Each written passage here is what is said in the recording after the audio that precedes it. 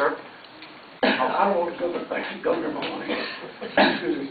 My name is Anthony Basso, and I live in Torrington. For many, many years, state employees were on a 35-hour work week until several years ago when the legislature put them on a 40-hour work week, apparently from private people thinking that the state employee was getting paid 40 hours work for 45 hours of work, which was not true.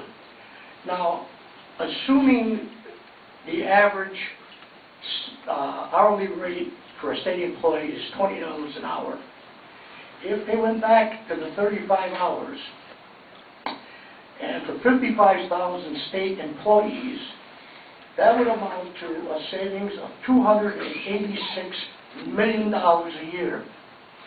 If they were also put on a 5-day furlough per year, for that number of people, that would amount to another $38,500,000 for an annual savings of $324,500,000. I don't know if you people have thought about something like that.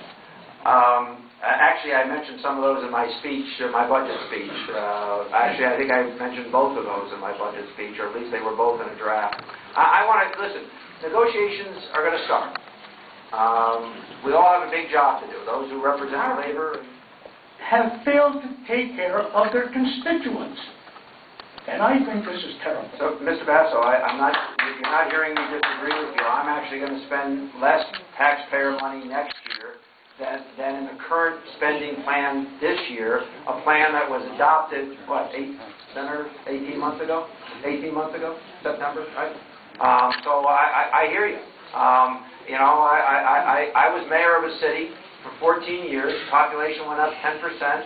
When I was done being mayor, the city-side workforce was 8.4% smaller, delivering a higher level of services with a city that was in the top 10 safest cities in America and had an improving educational system. I don't see that that's an inconsistency. In fact, I think it is a consistency that we need to get to in state government. But I got to tell you, sir, that this is a $800 million worth of cuts is immediate.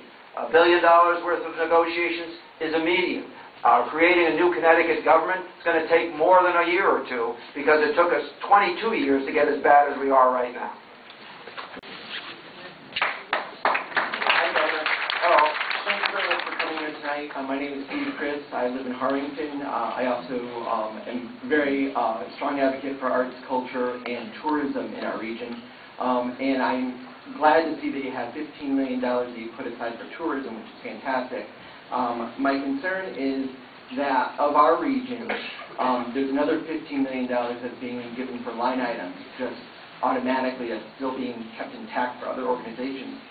My concern is that none of them are going to any place in the Northwest Corner. The Northwest Corner is the #2 regional tourism destination in the state. So then my question is, all the restaurants, all the hotels, all of the inns and bed and breakfast and tourist attractions and history museums that are here are putting in tax dollars, and it doesn't seem like it's really paying off for this area. So I'm concerned that the $15 million that's going for tourism in the state is never going to see its way back here in the region. Well, it is. As you know, my predecessor cut the tourism budget to $1. Yes. I don't think that's enough. That's what I mean. It was so little we were kicked out of New England. I rejoined. I paid our dues, and I believe that there is great possibilities of additional tourism in this part of the state, as well as great possibilities in agriculture in this part of the state.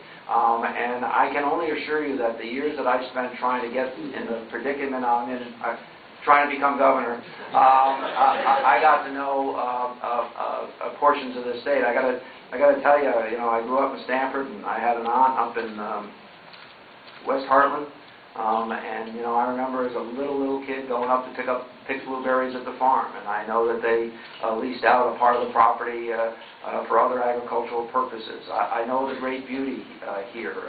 I don't know whether that restaurant up in Norfolk is reopened yet or not, but my kids went to school not far from there. I went to camp not far from there, and I used to stop there. This is a great state. We have done a terrible job of telling the rest of the world how wonderful Connecticut is. We led every revolution.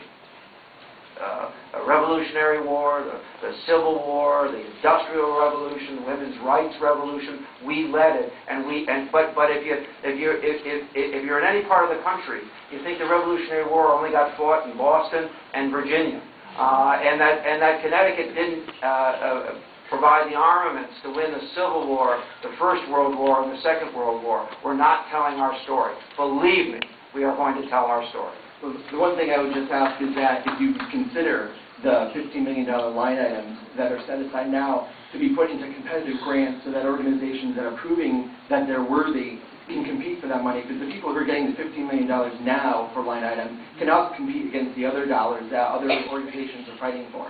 So I would just say, see how there's nothing in Northwest Connecticut getting that. It'd be really nice if that would be more fair and that money would go into a general fund.